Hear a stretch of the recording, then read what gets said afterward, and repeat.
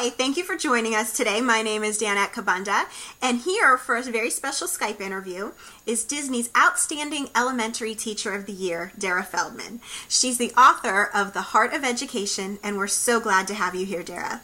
It's a joy to be with you, Danette. Thanks so much. Let's start off by talking about what you see as a major obstacle in the current state of education. Well, I feel over the past decade or so, as a result of No Child Left Behind, we've been so focused on academic rigor and testing that the joy, meaning, and purpose has been taken out of teaching and learning.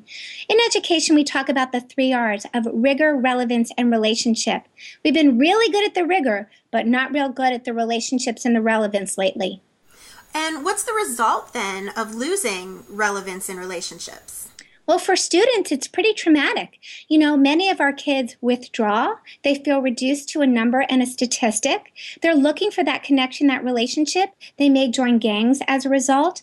For many of our kids, they may drop out, or they just may not bring their best game to school each day. They're not going to find it joyful. And without joy in learning, you don't learn as much. And for teachers as well, it's really tragic because we go into education to make a difference, to connect with our kids, to use our creativity, but we've put into this box and oftentimes forced to do things that we really don't believe in are the best interest for our kids. And so we burn out really quickly. And the tragic research out there lately is that new teachers, about 50%, will leave the profession within the first 5 years. Not only is it costly to the students and to the teachers themselves, but the investment in new teachers for taxpayers is incredible. So we need to do something. What have you found to be most effective then in bringing back the joy, meaning, and purpose of teaching for you? So I found the 5 strategies of the Virtues Project. And when I first learned about the project, the amnesia went away. I started speaking the language of virtues in my classroom. And then I would come home to my family, rage all over them, and realize, wait.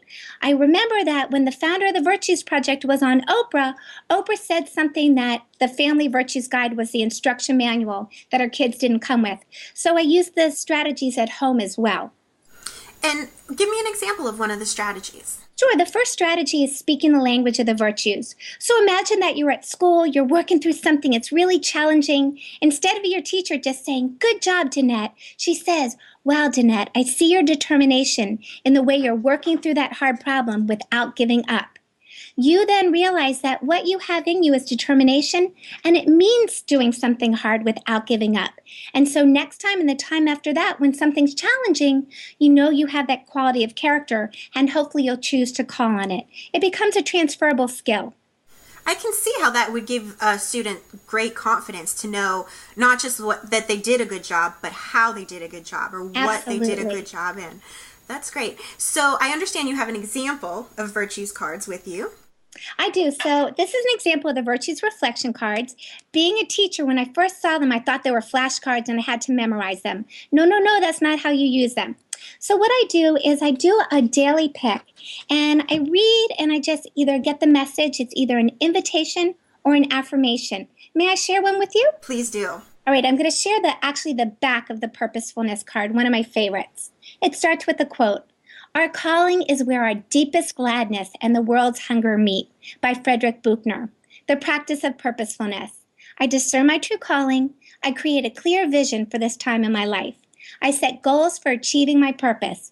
I concentrate fully on what I am doing.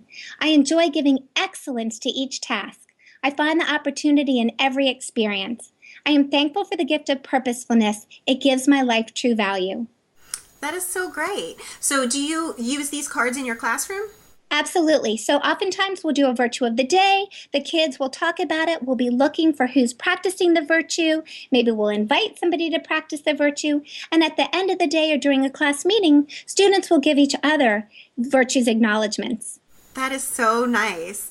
Well, I realized we didn't have enough time to learn all of the 5 strategies or all about the Virtues Project. But for viewers who'd like to find out more, please visit Dara's website. It's darafeldman.com. Again, that's DARAFELDMAN.com.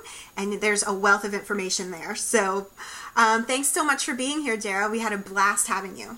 Thanks for having me, and I'm wishing you all much joy, meaning, and purpose. Have a great day. Bye.